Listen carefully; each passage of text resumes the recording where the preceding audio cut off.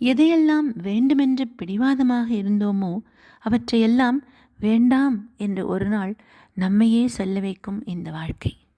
விழுந்தால் தூக்கிவிட யாருமில்லை என்பதை உணர்ந்தவனே தான் எடுத்து வைக்கும் ஒவ்வொரு அடியும் யோசித்து வைக்கிறான். நிறைய பொறுமை, வாய்ப்புகளை சரியாக பயன்படுத்தும் திறமை, தவறை கண்டிக்கும் அச்சமின்மை, தவறு செய்தவர்களை அணைத்து செல்லும் கனிவுடைமை, இந்த நான்கும் இருந்தால் உலகில் வெற்றிகரமான மனிதன்.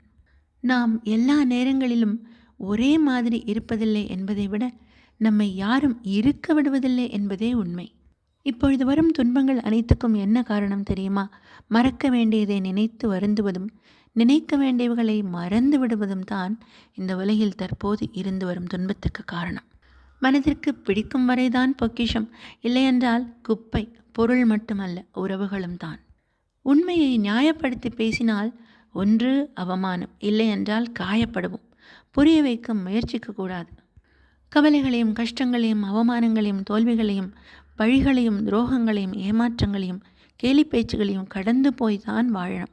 இதையெல்லாம் கடந்து போகாமல் ஒரு வாழ்க்கை வாழ முடியுமா? உறவுகளின் மகத்துவம் என்ன தெரியுமா?